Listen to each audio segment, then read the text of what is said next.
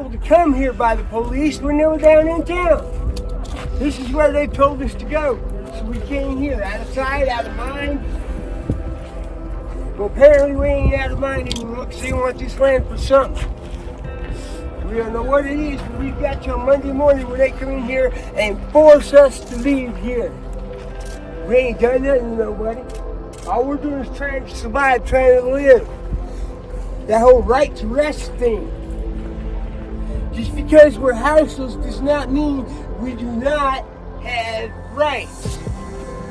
We have the right to lay our head down, same as anybody else. So we came here just to avoid problems. This camp right here has the least amount of problems of any camp in the city. And there's nowhere to go. So you look over here, we got the river. I ain't gonna camp in the river. There ain't nowhere else to go. So where are we gonna go when we leave here Monday morning? Most of us don't have jobs.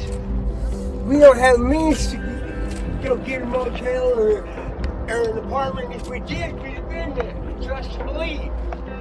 Before I became homeless this time, I had 2 or 3 jobs. Not much of a life, but I worked. And I kept myself good.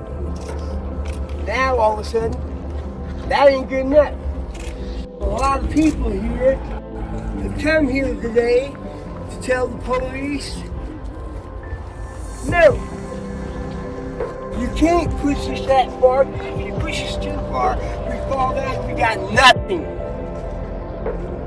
Just because we're homeless does not mean we don't have the right to the basic necessities of food, water, shelter, sanitation. They put in porta potties and they take them out just as fast. As soon as you start to count on something that's done, it's like they're teasing you here. Here's some porta potties and a little hand washing station, and then like, I don't know, a week later, bam, it's gone.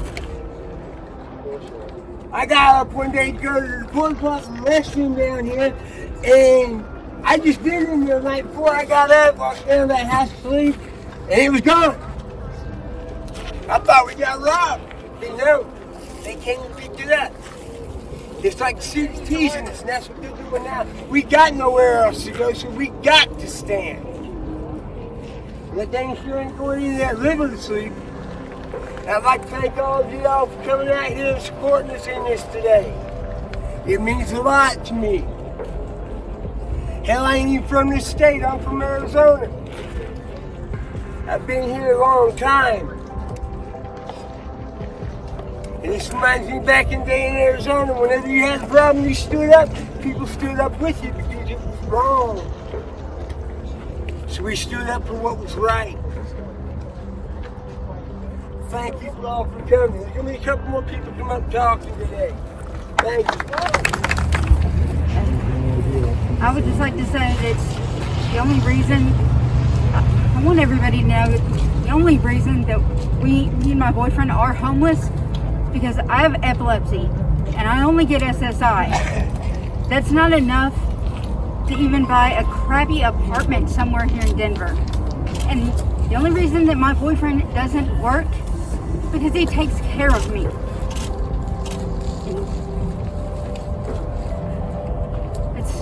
We don't want to have to fly our sign or, you know, I hate doing that. That makes me feel like trash trying to beg people for money because they won't even pull their cars all the way up next to us. And then they stare at us like we're bacteria or something. And I really can't do that now. Just broke my finger the other day and can't do this all the time. Especially we don't want to. This is where the cops told us we would be okay.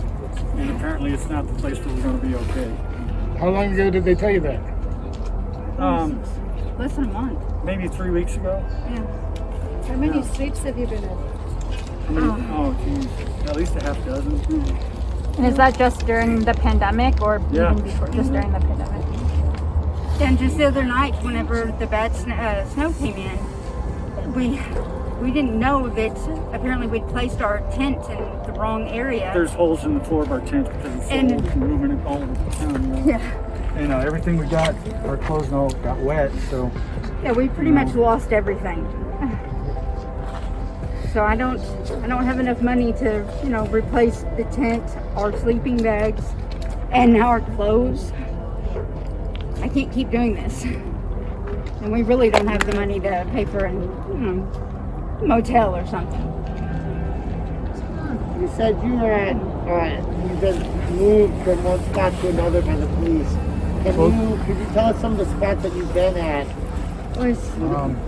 18th and Welton, 13th and Grant, 22nd and Broadway, over there by Course Field.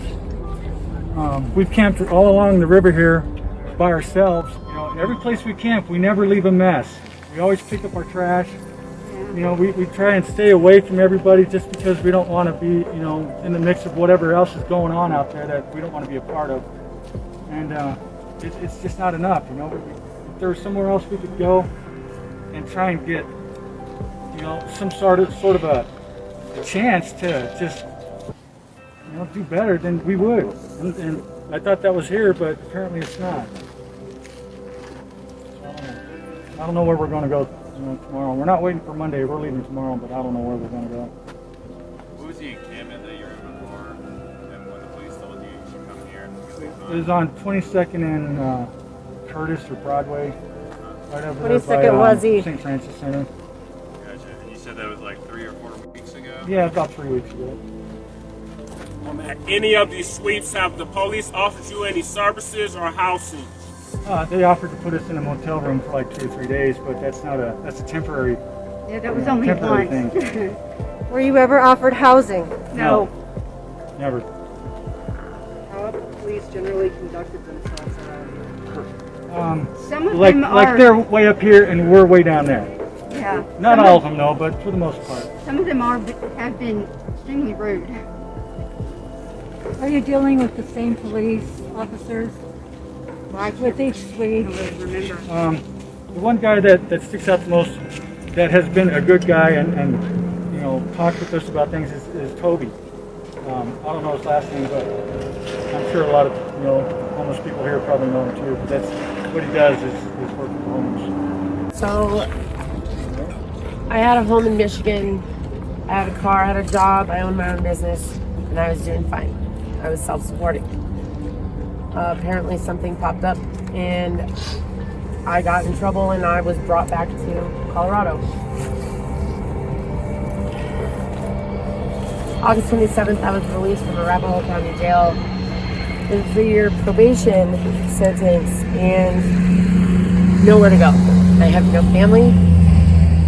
My parents are gone. I have kids, but how can you ask a 20-year-old with a baby to help you?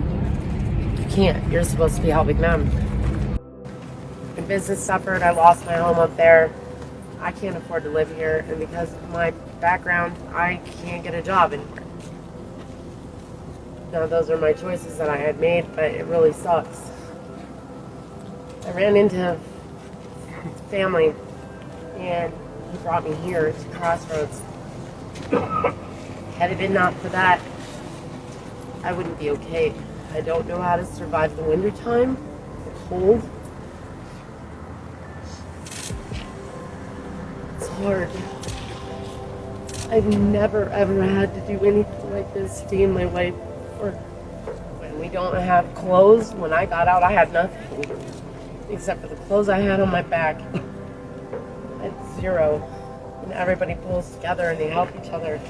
When there are donations, there's a lot for men, there's slightly less for women. So anytime that I find something, I think, oh, this will fit this person, or this will fit so-and-so. And I make sure that I've got enough to take care of somebody. Because I want my sisters and my brothers to have something if they need it. Coats, blankets, all of it. Unfortunately, on Monday,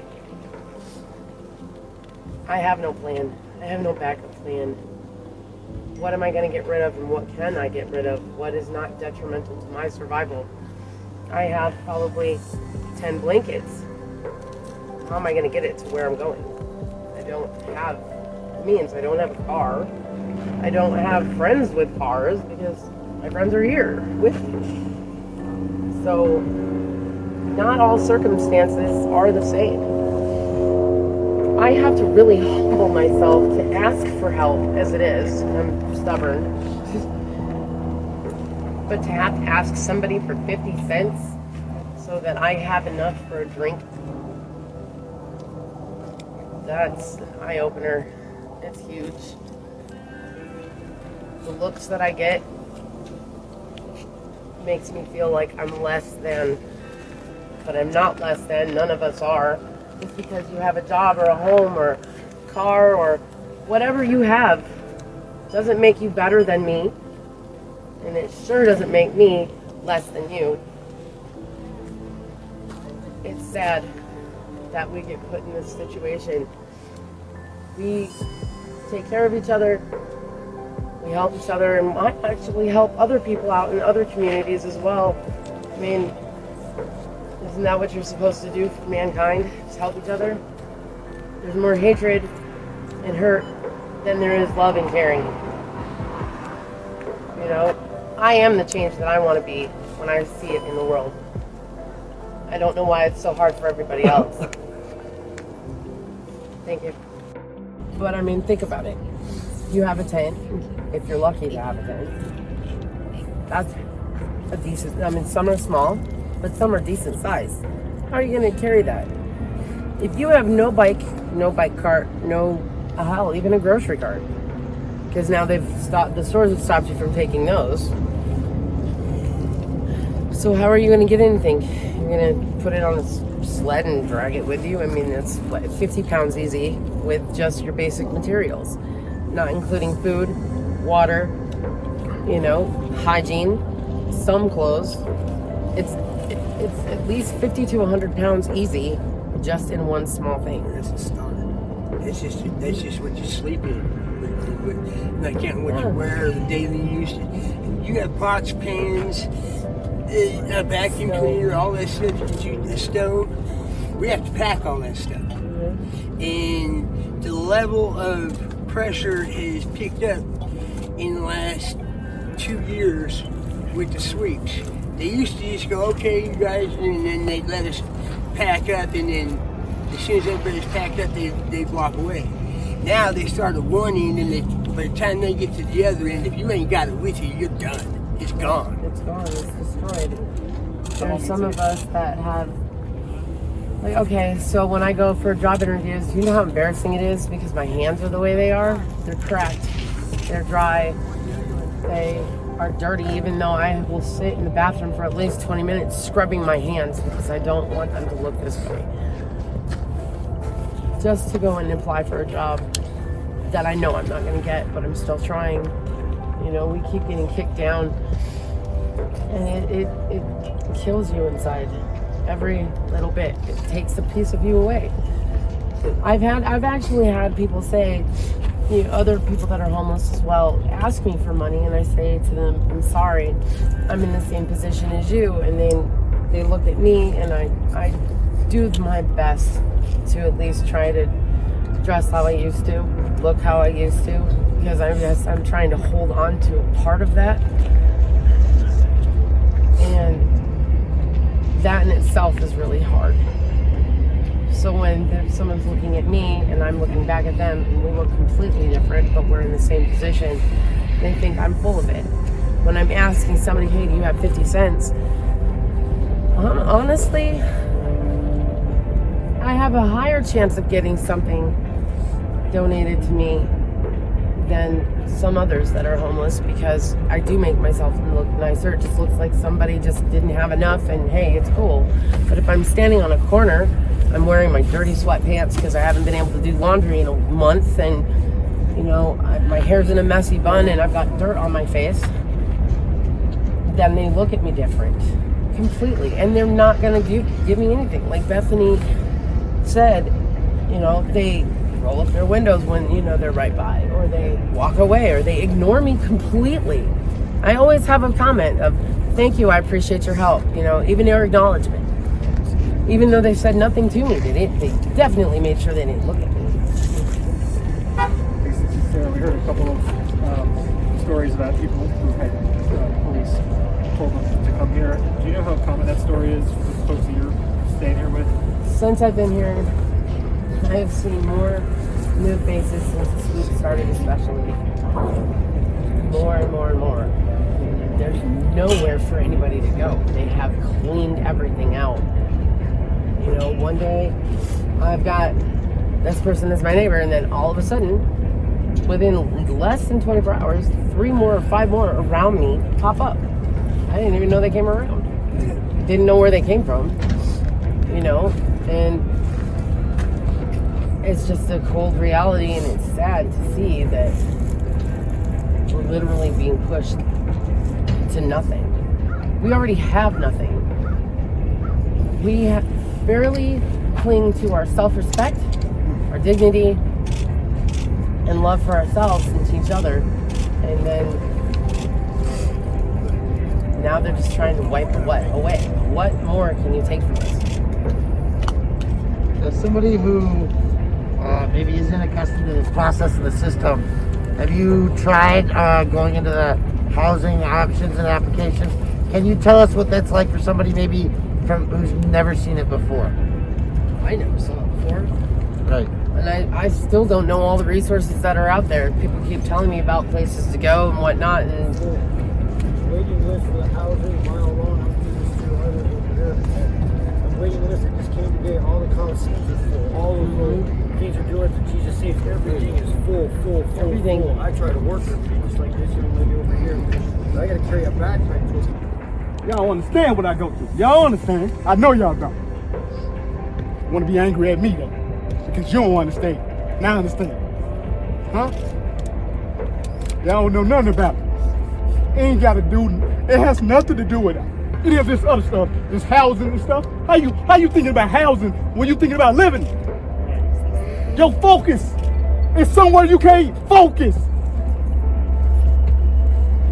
You don't have the capacity to understand what you need because you never had it.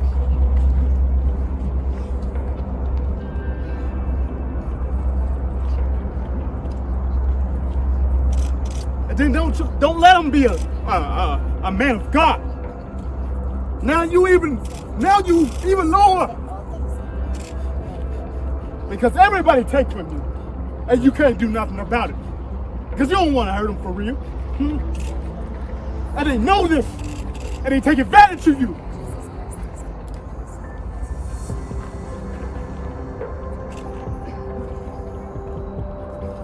Y'all don't understand, and you judge. I see you every day. You can't say you don't, because I see you every day.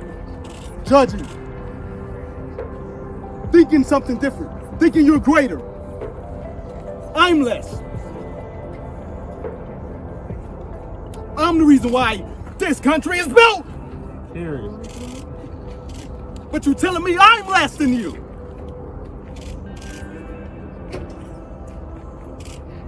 Black Lives Matter. For real? Do it really? Then why do so many die? No, stop saying that, because they already know that. The rest of them don't have that problem. I'm the one with that problem. So Black Lives Matter. You want to disrespect me? You want to take everything I got? I can't even have that. Without you changing that and making that yours too. But I'm the one wrong. Force me in a position for me to go to jail for my whole life. I'm the one wrong though. Me. I'm always wrong. No matter how I do this, I'm wrong. I lose. No matter what I try. And keep my morals. I won't steal from you. I won't take from you. I won't go rob nobody's house. I won't go and do something wrong, as they say. Why do you have, first of all, the authority to tell me what's wrong and what's right?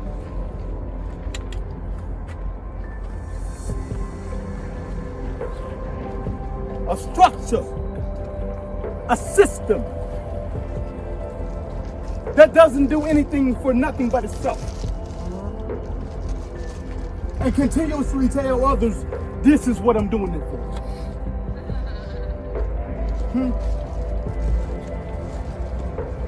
Well, they're doing. That's why they put that "ing" on there, so it stay in the future and they ain't gotta do it.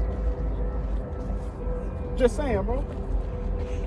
I'm wrong for joking too, right? For trying to make my life something that I can appreciate. I'm wrong for that too, though. I'm proud. Stuff like that. You are the one that was in mind when they said free labor and free land.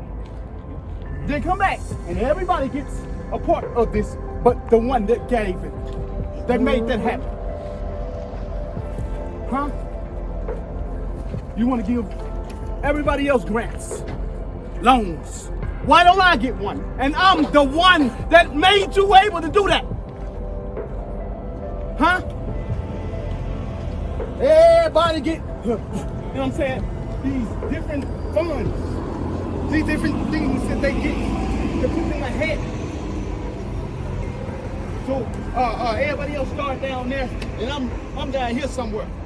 That's my starting position. I gotta beat all of y'all. I gotta be phenomenal.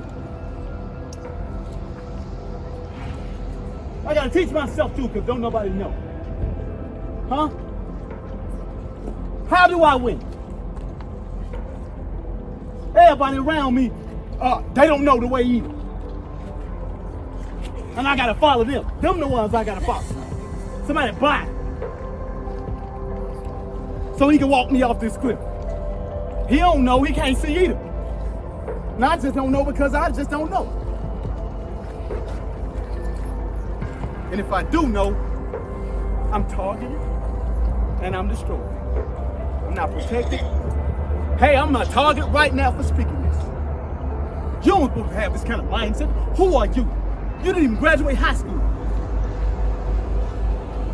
Who are you? You didn't go through our system. Call me the great builder. They called me the criminal. They called me the minority. They call me anything but what I am. Who I am. And you tell me I'm wrong. No, this country wrong. I don't know what to say to you guys, but being out here has changed me a lot. We don't raise our kids to grow up to be homeless.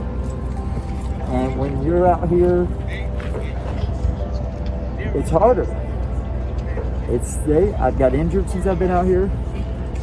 I've got everything. I can't go to work now because of my injuries. But I'm ridiculed. I'm looked at like I'm nothing. And the people that are inside, most of them are one paycheck away from where I am. They don't have they're just about as bad off as I am.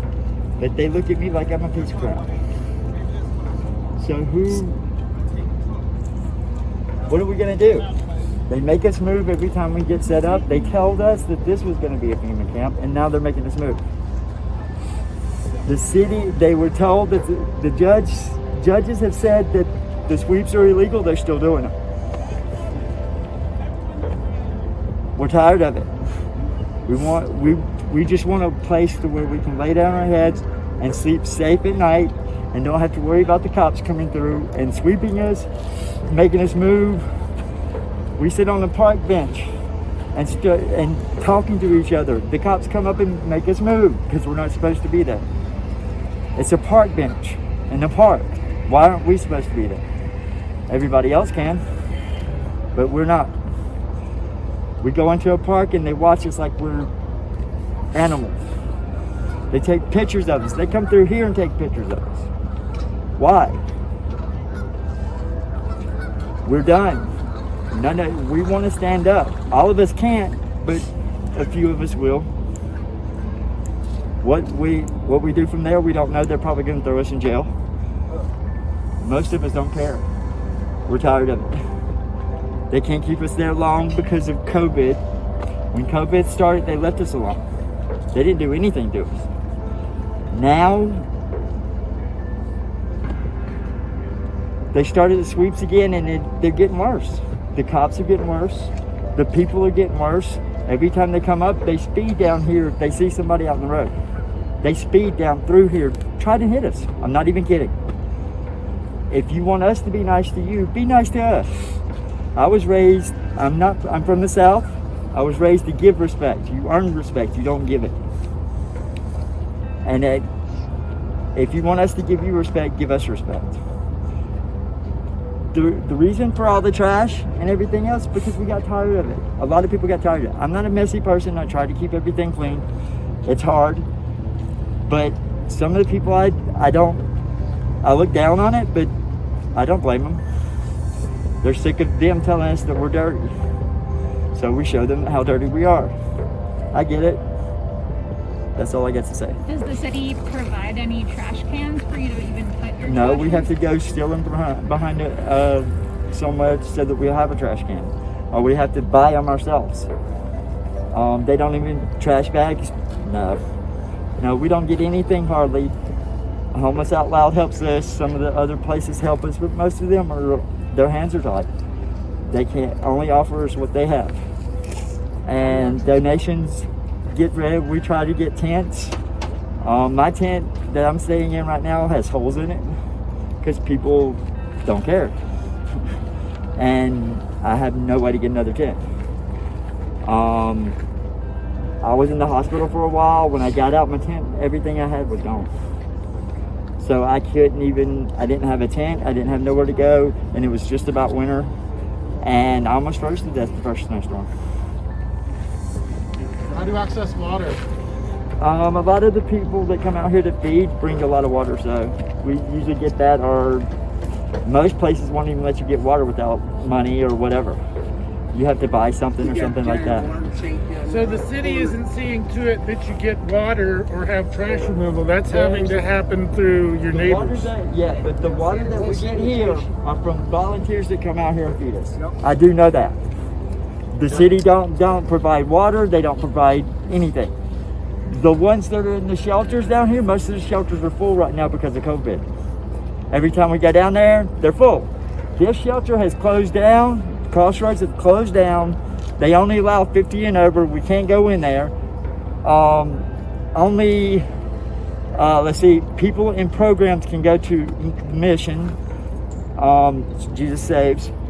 And the one down there that they opened up for COVID is most of the time the beds are full. We can't get in there. What about bathrooms with they had porta potties out here. Homeless Out Loud actually paid for them. They came and picked them up one day without any excuse. Didn't even tell anybody that they were leaving. Do you know who came and picked them up? City, or whoever it was that they paid for it, and they were up to date on pay, and they came out here and took them anyway. So how do you find a bathroom? Wherever I can. Most places don't let us go into the bathroom. We're dirty. We don't. Some of us smell because we don't have a way to clean up every day. And if we leave to clean up, who's to say somebody's going to go in our tent and steal everything we got? I've lost phones, stolen phones. I've lost phones. I've had stuff in there that I really needed that's gone because people don't care anymore. And it's hard for us to get anything around here. The best places I've been to help is they give us stuff, but they're only limited with what they're provided. So we don't really have anything, basically. Have you experienced or heard stories about cops telling people to come to this spot specifically? I've heard cops have told me to come to this spot. Do you remember when that was? No, I can't remember exactly when, but they've been they would tell us that we had to move. We'd ask where to move to, either here. There was a place on Stout they told us to move to for a little while. They made us move out of there and come here. Then we go out to find other places where we can't be on the river after 11 o'clock. They give us a ticket. We can't be in the parks after 11 o'clock. They give us a ticket. I do understand that the parks are closed, but we don't have anywhere to go anyway. Why are you making it unsafe for us to be out here on the streets when there's people out here that, I mean, they throw rocks. I've seen them throw rocks at people out of the cars. I've seen them blow horns when we're in the middle of the night to wake us up. I've seen them actually, a few years ago, there was a story about a guy walking down the trail hitting people in the head with a baseball bat. I mean, there was a story about Howling Trent's kids down here. They killed a couple down on the river. I mean, it's just, we found people down here dead and they never reported on the news. So I mean, it's been one dead end after the other and nobody gets it. We're not out here by choice. We're out here because we have to be. We would rather be inside. Sorry. Can you describe what happened? Like, I've read the police report about an apparent homicide. Yeah. You kind of said. I don't want to talk about that. You have to go to the police for that. I don't know anything about it. Yeah, it's because I mean, they don't tell us anything just like they don't tell you anything. So we don't know anything. They just come here, pick up whatever, and take off. We don't even know half the time when they're here. They just show up. Hippie covered. Yeah. They just they Homicides happen do that. Sure, Yeah. It happens in that So much in apartment. the same way that something would happen down the street at a neighbor's house, the police come and go, and apparently the rest of the neighborhood didn't have anything to do with it, but the police did their thing. There's drug addicts out here, yes. There's alcoholics out here, yes. There's drug addicts and alcoholics in those buildings. In your own home and you don't know it. I mean, really. But we get prosecuted because we haven't got 4 walls to hide behind. Thank you guys. Thank you.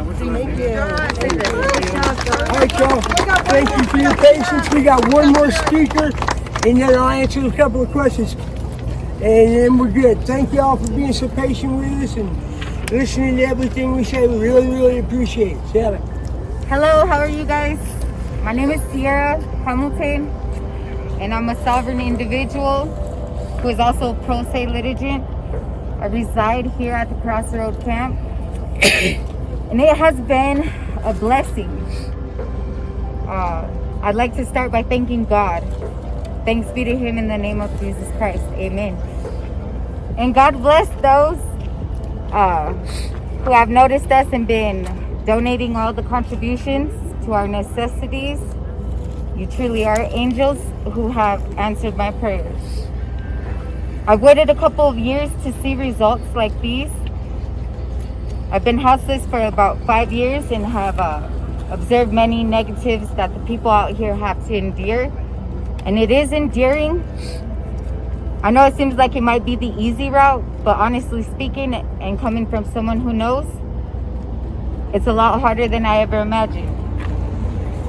The commandment that God or Jesus left us with was to love thy neighbor as you would love yourself. Sorry, that's and some of us don't even talk to our neighbors, you know? But if you were to love your neighbor as you would love yourself, then you would notice them and see them as a person, you know?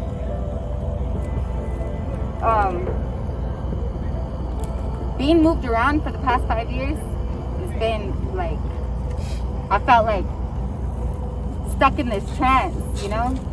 It's like a system. And I've done a little bit of studying of anthropology, you know? So I wanted to understand a lot of things about the different cultures and the different races and where the problem was stemming from, you know? But it's been passed on for generations, you know? And I say every generation it gets a little bit better, but only a little bit. If we like notice that there's problems and we don't address them in the correct manner, we're going to continue to have these problems, no matter what they are. I don't want to say anything else about, you know, what the bad is, okay?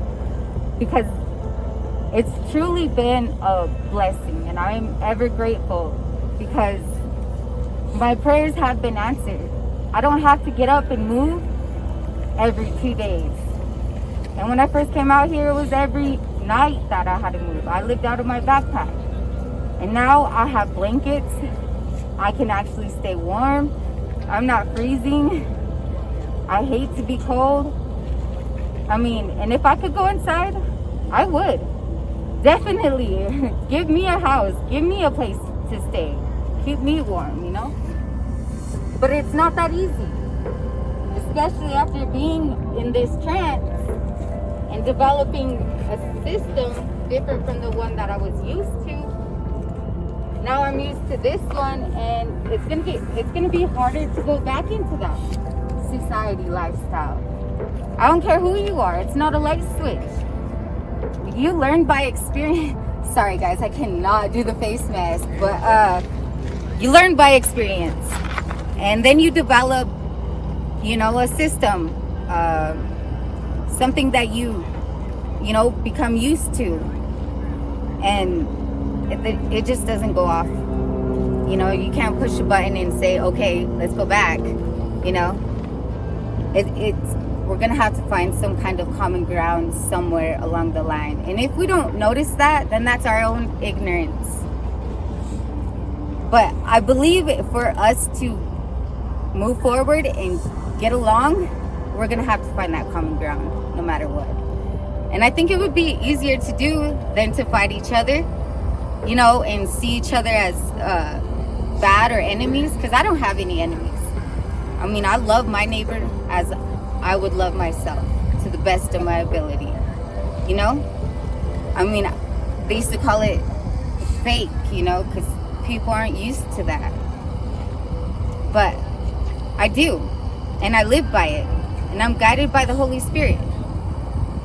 And I'm just blessed to have been here as long as I have. And I thank you guys, all of you, especially those who have come out and helped us. It means a lot. It really does. There's something else I wanted to say. You know, there's all these places that people are camped out, and people are having to move recently. Well, as always, but a little bit more recently. If they could just dedicate like some land or something, you know, like the Rainbow Children I heard of. I don't know exactly who they are, much about them. Not very informed on the subject, but you know, something like that. Just then you wouldn't have to worry about us, or you know, just put a designated area where you want us, and then you won't have to see us either. You know, maybe it could be like a program or something. And that's it. I don't know. Any questions? Sierra Hamilton, SIERRAHAMILTON. For how long have you been at this encampment? Since about, let's say, February or January. Almost a full year. Would you mind sharing why you choose to stay out here rather than go in a shelter? Well, you really want to know the truth? I was working at 7-Eleven, okay, and I have 2 sons. And at the end of the week, I had bills to pay, and I had no money. But my sons would wanted, you know, toys and stuff they seen on TV, and I felt horrible for not being able to have that extra money put away, even though I worked my butt off, you know, like I truly did, and still no money, and I spent all these hours away from them. And then when I got home, I'm so tired. I don't want to play. I don't want to go to the park. Come on, boys, just give me a minute, you know, like not right now. I'm tired. I'm working my butt off all these hours, spending all this time away from my sons, only to have nothing at the end of it, and nothing in the future either, because they don't plan ahead for that. This is a week-to-week paycheck, you know. So when I thought about it, if it was really worth it, I'd rather be broke and spend all that time with my children. So I had to come out here and figure out where the problem was, and I found there's no pinpoint of where the problem starts or where it ends. I just know what it is, you know. We all have the right to live. We all have the right to survive. And sorry, I'm like really nervous. I don't really talk in front of people, but You're doing a great job. it comes from the heart. You know, I said a prayer before I did this, and I started my journey in prayer. So when I quit my job, I came out here with the full intent of finding God, more about him, and I found Jesus instead. You know, because I have to go. I don't want to fight. I don't want no violence. I mean, if it's gonna be that we have to resort to violence, I don't find it worth it. If I'm supposed to love my neighbor when some people don't even talk to their neighbors, you know? So I can't imagine violence. So the city is in the process of a 6-month pilot program for these safe outdoor camps. Would you, if one of these things did open up, would you be interested, or do you think anybody in this camp would be interested in staying in one of those safe outdoor camps? Well, to be honest, this is almost just that. So yeah, why not? This is a safe outdoor camp. We control ourselves, we police ourselves. The only problems we had is sanitation, which they keep giving and taking away, and getting rid of the trash, which they do and they don't. One officer says we can put it on here and they'll pick it up, the next officer says no. So what are we supposed to do? If the city can help us, this is a safe camp. That's why people come from all over the city to come here for the safety of it. Have there been any resources offered by the city since you've been here? Yeah, but the housing is a lottery. You know, they came out here one time, and I've been out here almost a year, so. Oh, they told of the lottery that was going to happen a week before it happened. So they came out September 7th or 8th, and the lottery was going to be the 15th or something like that, maybe the 18th. How about the Section 8 lottery? Yeah, the Section 8 lottery. I mean, is there any other programs that help out with housing? So, just so everybody understands how the housing is working now for people that are unhoused, is this through a coordinated system, through a one-home system. So the only way that you're getting on any lists for attainable, actual, affordable housing is through this one-home system.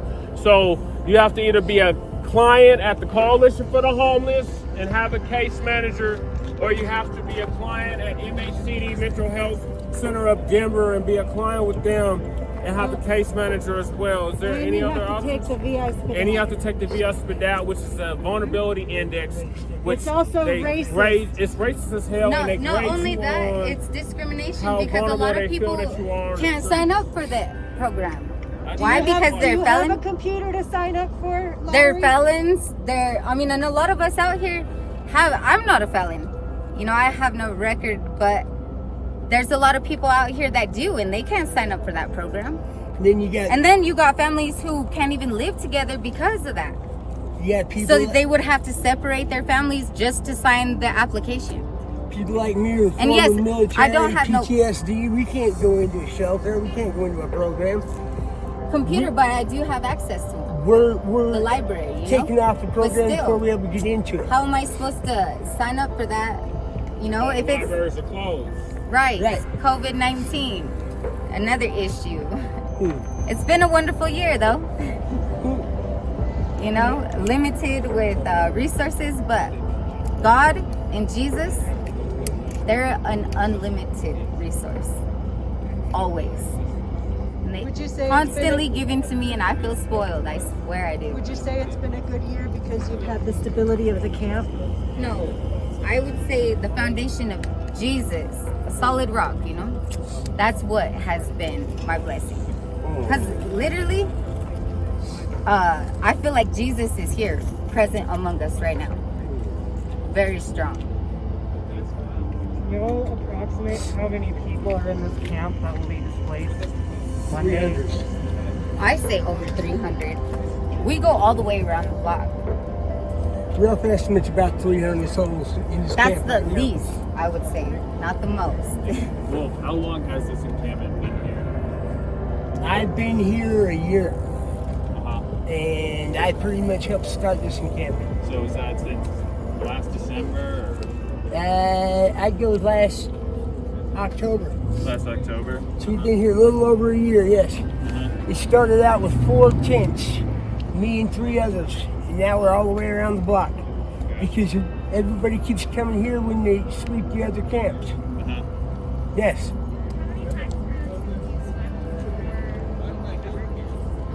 How many times will we sweep out of here? Oh no. Oh, before I came here? 10 times. 15 20 times. 15, one night, we were swept 3 times. We had to tear down, we went somewhere else, set up. The police were there again 3 times in one night. By 2 o'clock in the morning, they finally left us alone. Every sweep is different though. Everything's different. Sometimes it's one cop, sometimes it's a full-blown sweep, and they're Sometimes pushing it's the park rangers. Yeah. You know, sometimes it's police or the railroad cops, depending on where you are. Them boys don't play. What do you guys expect the response to this will be? I'm praying for the best. Yeah. I'm not sure like what it is or why it is that we are having to move, because obviously the land is not being used. I mean, I don't see any real problem with being here, except for that it's a public street. But if anything, like I said, why couldn't you dedicate us, you know? We ain't hurting nobody, leave us alone. Yeah, for real. Try helping us instead of working against us, that might work. Common ground. We've been fighting each other, the elements. I don't get mad when they're recording and stuff. I tell here. them I love them, you know, because that's what he wants us to do. I mean, I go to Jesus for everything, so I really don't have a problem. Dude. Is there anything that you would like to tell Mayor Hancock and City Council? God bless you guys. Just and what, I'm finished. Just what I just said. Thanks, Sarah. Just what I just said. We've been here for a year, over a year. We police ourselves. We keep ourselves clean. We look after each other. We have 1 or 2 tents that people can go for food all the time. I mean, we look after ourselves the best we can. Then our problem is we're fighting the elements because it's wintertime. And it is cold. It is damn cold. We're fighting the city because every time I turn around, the city wants to throw us out of here. If the mayor would work with us far enough to just get off us for a little bit, we'd be fine. They got us pushed here and we got nowhere else to go. So what am I hoping for Monday? I'm hoping they change their mind. Because we ain't got nowhere to go. We ain't got no choice but to stand. Everything I got in the world, I'm 51 years old. I was in the Marine Corps for a few years.